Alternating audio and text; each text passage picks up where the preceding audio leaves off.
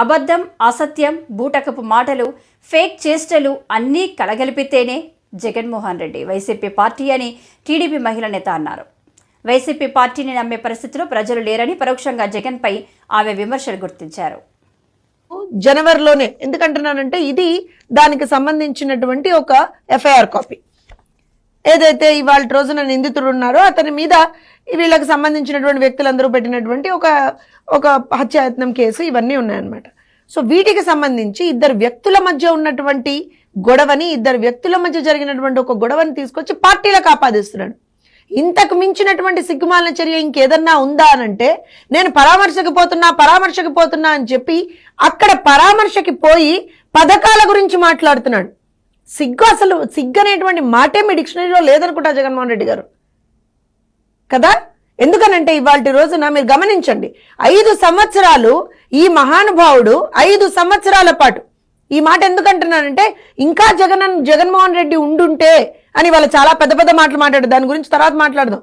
కానీ నీవున్న 5 సంవత్సరాల్లోనే వేల సంఖ్యలో దాడులు, వేల సంఖ్యలో హత్యలు ఇన్ని జరిగినా సరే ఏ రోజున కనీసం నోరు మెదపనట్టు నీవు అంటే ఒక 15 ఏళ్ల పిల్లవాడిని నడి రోడ్డు మీద పెట్రోల్ పోసి తగలబెట్టేస్తే ఎక్కడా మాట్లాడనటువంటి నీవు, నీ పార్టీకి సంబంధించినటువంటి ఒక ఎమ్మెల్సీ ఒక దళిత యువకుడిని చంపేసి ఆ శవాన్ని డోర్ డెలివరీ చేస్తే కనీసం మాట్లాడనటువంటి నువ్వు ఇవాటి రోజున ఆ రోజున నీ ఇంటికి ప్రాబబ్లీ ఒక కూతవేటు దూరంలో, తాడేపల్లి ప్యాలెస్ ఒక కూతవేటు దూరంలో ఒక అభాగ్యురాలి మీద అత్యాచారం జరిగితే కనీసం మాట్లాడనటువంటి నువ్వు ఇవాల్టి రోజున బయటకు వచ్చి పరామర్శ అనేటువంటి ఒక పేరు చెప్పుకొని బయటకు వచ్చి ప్రభుత్వం మీద విమర్శలు గుప్పిస్తావా, ప్రభుత్వం మీద విషం చిమ్ముతావా, వెళ్ళి నేను ఢిల్లీలో ధర్నా చేస్తానంటావా? మరి అన్ని సంఘటనలు జరిగినప్పుడు ఏ రోజున నువ్వు ఢిల్లీలో ధర్నా చేయలేదే, ఏ రోజున మాట్లాడలేదే, నీ ప్రభుత్వమే ఉండిందే,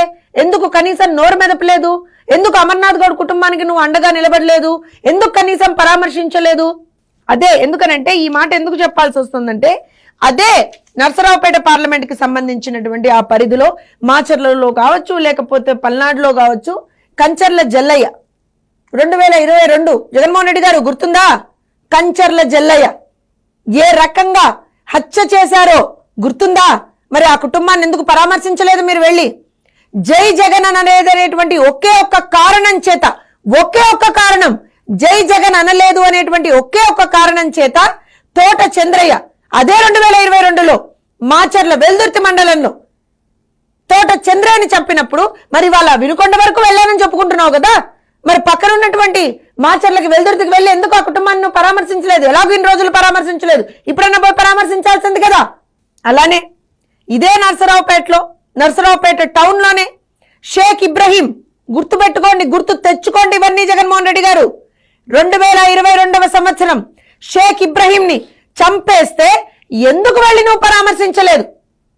పోనీ నీ కడప జిల్లా, నాది కడప జిల్లా, నేను కడప జిల్లా వాడిని చెప్పుకొని తిరుగుతావు కదా, కడప జిల్లాలో 6 బీసీలని హత్య చేస్తే ఒక్కరిని కూడా నువ్వు పరామర్శించలేదే. రాష్ట్ర వ్యాప్తంగా నీ హయాంలో 32 మంది బీసీలని హత్య చేశారు, 11 మంది మైనారిటీల మీద దాడులు జరిగాయి, 11 మంది మైనారిటీలు ప్రాణాలు కోల్పోయారు ముస్లింలు, అలానే 27 మంది ఎస్సీలు ప్రాణాలు కోల్పోయారు. ఈ లెక్కలు నేను ఏదైతే చెప్తున్నానో ఏ ఒక్క కుటుంబం దగ్గరికి వెళ్ళి నువ్వు ఏ రోజున పరామర్శించలేదే, ఏ ఒక్క కుటుంబానికి కనీసం నీకు సంబంధించిన అయ్యో అనే ఒక మాట నీ నోట్లోంచి రాలేదే. ఇవాళ మాత్రం పరిగెత్తుకుంటూ వచ్చావు. అంటే నీకు సమస్య ఉందంటే 11 ఏళ్ళు పడుతుంది కదా కనీసం ఒక రెస్పాన్స్ ఇవ్వడానికి. అదే శవం ఉందంటే మాత్రం 11 సెకండ్లలో పరిగెత్తుకుంటూ వచ్చేస్తావే.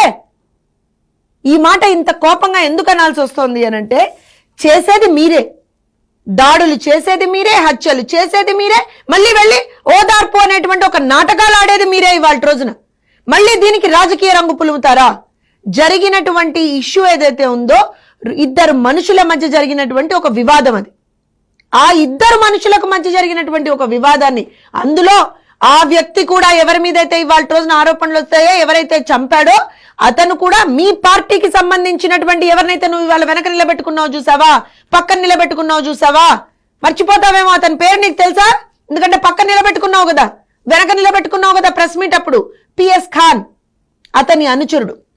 రౌడీ షీటర్లు అందరూ ఒక చోట చేరి లిటరల్ గా ఒక విధ్వంసాన్ని, అరాచకాన్ని గత 5 సంవత్సరాల్లో ఆ ప్రాంతంలో చేస్తూ ఉంటే కళ్ళు మూసుకొని కూర్చున్నటువంటి జగన్మోహన్ రెడ్డి ఇవాళ రోజున ఏ మొహం పెట్టుకొని నువ్వు అక్కడికి వెళ్ళావు అని మేము అడుగుతున్నాం. ఎందుకంటే ఇవాళ ప్రెస్ మీట్ పెట్టినప్పుడు ఒక పక్కన బొల్లా బ్రహ్మానాయుడు గారు, వెనకన పిఎస్ ఖాన్ గారు, ఇటు పక్కన అంబటి రాంబాబు గారు. ఎవరో చెప్పమంటారా వీళ్ళందరూ? బొల్లా బ్రహ్మానాయుడు.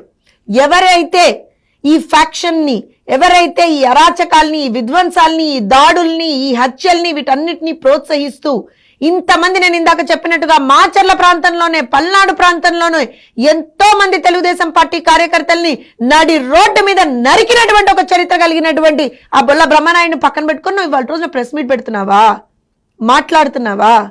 ఎవరి వల్ల అయితే ఇవాళ రోజున 2 వ్యక్తుల మధ్య సమస్య వచ్చిందో, అటు రషీదును జిలానీ మధ్య సమస్య వచ్చిందో, వివాదం వచ్చిందో, ఆ పిఎస్ ఖాన్ ని పక్కన నిలబెట్టుకొని నువ్వు ప్రెస్ మీట్ పెట్టి ఎవరో చంపేశారు, తెలుగుదేశం వాళ్ళు చంపేశారు.